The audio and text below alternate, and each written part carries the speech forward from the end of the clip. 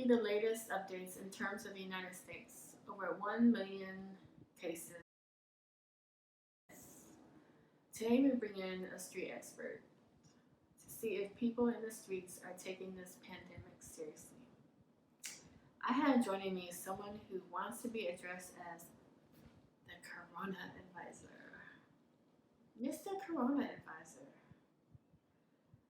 what is your stance on opening up the economy? I'm put like this. I ain't coming out. I'm gonna wait. I'm gonna wait 2 more weeks. I'm gonna wait. I mean, no offense if everybody wanna go out there and find out what's going on out there, and you know, we already see how the situation is moving. I mean, this right here, they call this motherfucker the silent killer, the invisible killer. So by him being the invisible killer, I mean that's vicious. It's worse than AIDS. You know what I'm saying? At least when AIDS came about, you can kind of like pick and choose on what you want to do. Like, hey, I'm on. You know what I'm saying? You have a choice of making a decision to put on a contraceptive, or say, you know what? I'm just not gonna even have sex at all. When it comes to the corona, it's a different ball game. This motherfucker invisible. He invisible and he ain't playing no games at all, and it's scary. I remember the first week I was paranoid. I had a helmet on and everything. Had a actual. I went grocery shopping in my motorcycle helmet. That's how terrified I was about the situation. Now, granted, it has slowed down. Well, put like this, I'm gonna even say what's fishy right now. YouTube ain't even sending me videos. Like during this situation, I was getting videos every day on the news. All these news places giving me news, and it was just giving it to me. And then ever since they started reopening the economy, I ain't giving no more. It's like they don't even want me to know what's going on, and I'm trying to figure out if it's going up, if it's going down. At the end of the day, I'm sitting in the crib anyway, so it don't make me no difference. I'm in the crib. I'm not going nowhere. But I mean, as far as open the economy up, I mean, like I said, everybody got a choice to make. I choose to make the choice to stay at home.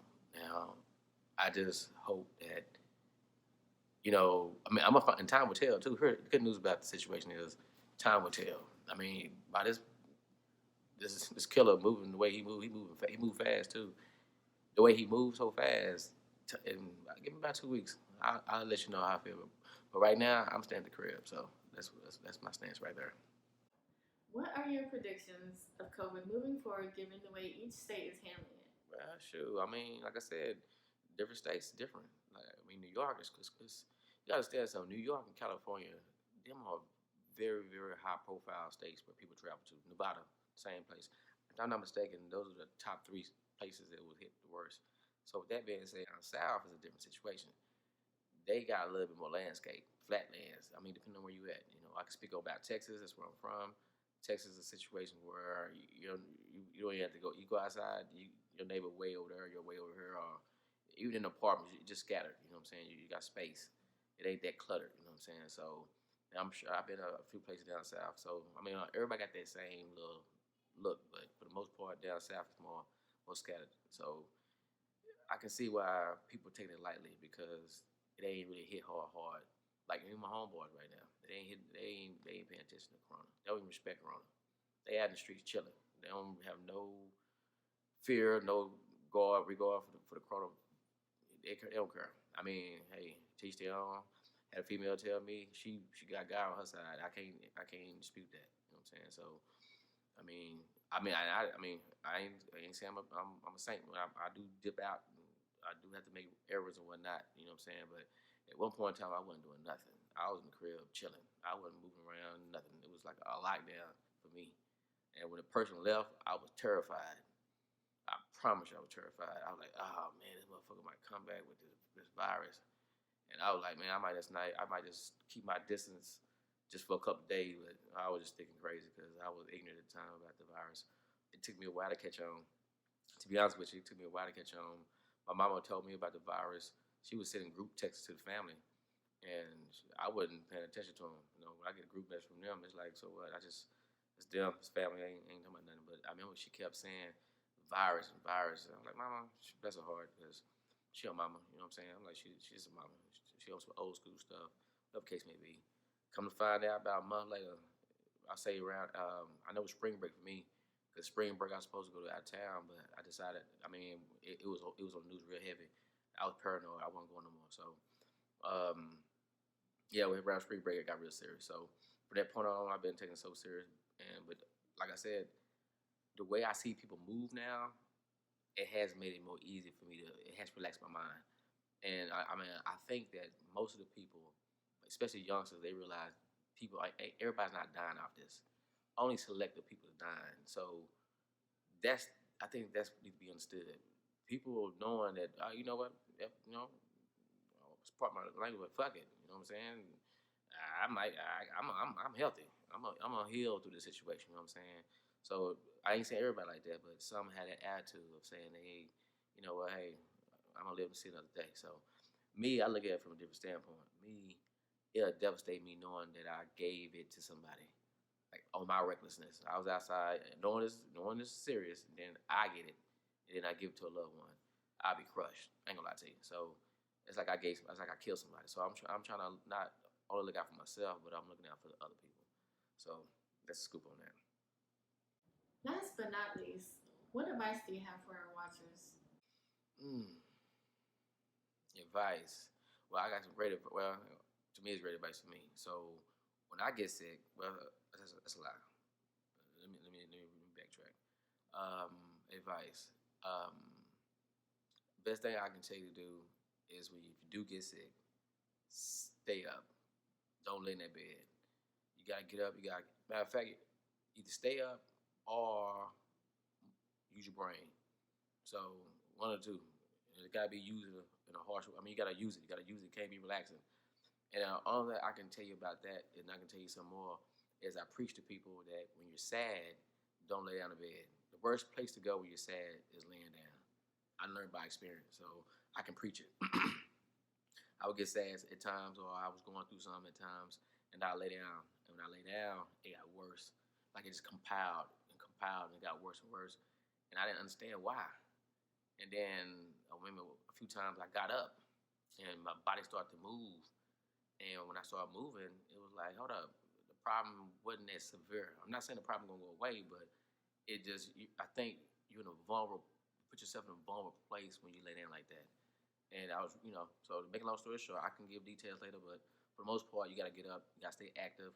My advice is to find you somebody to argue with. Find somebody that can,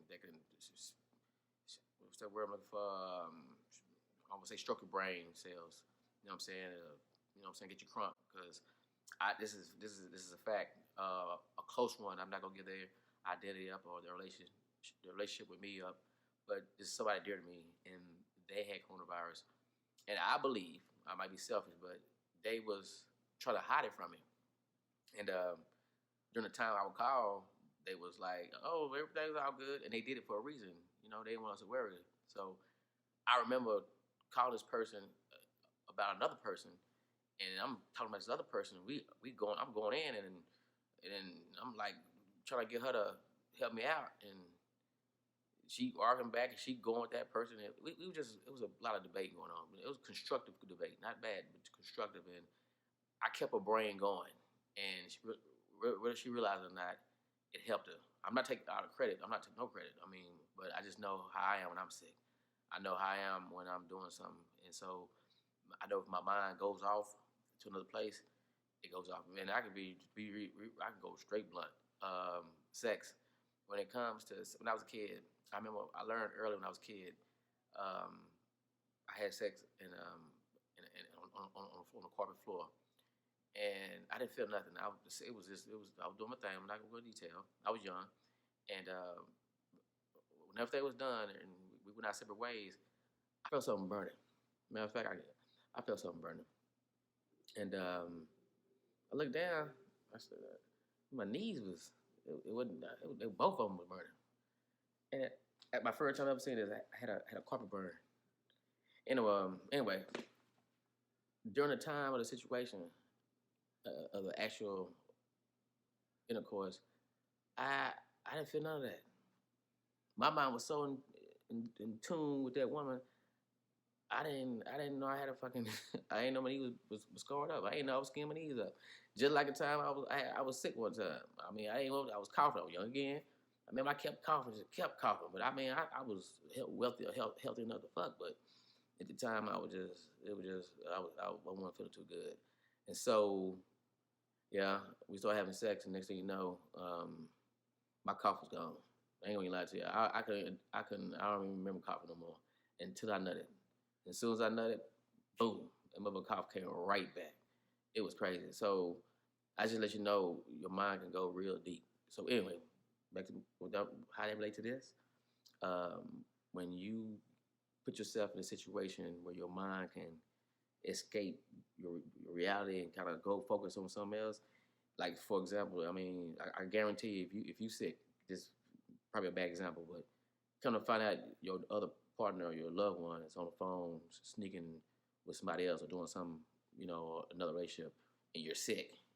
I guarantee some of y'all motherfuckers gonna get the fuck up, and y'all gonna be like, hold up, all that old sick shit is out the window because now you try to investigate, you try to see if your loved one is playing. So anyway, I think y'all get the gist of that. But for the most part, just keep your head up. I mean, for the most part, just stay active, keep it active. And one more tip.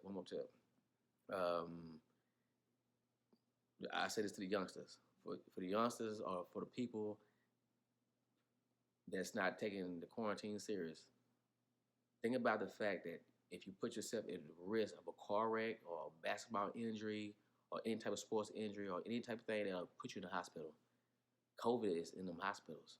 So you might want to think twice before you go into the action that leads into the action of going to the hospital. So I mean, like I said, hey, we got about 2 more weeks. I got 2 more weeks on my clock. I'm gonna go and sit down, sit through a nap. I mean, I'm gonna eat some ham sandwiches and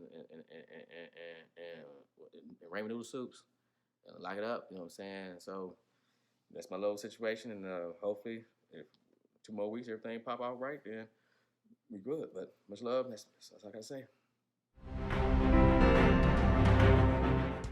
Well, there you have it, folks. Mr. Coronavisor has said his piece, and I'm sure he has his piece to say about a lot.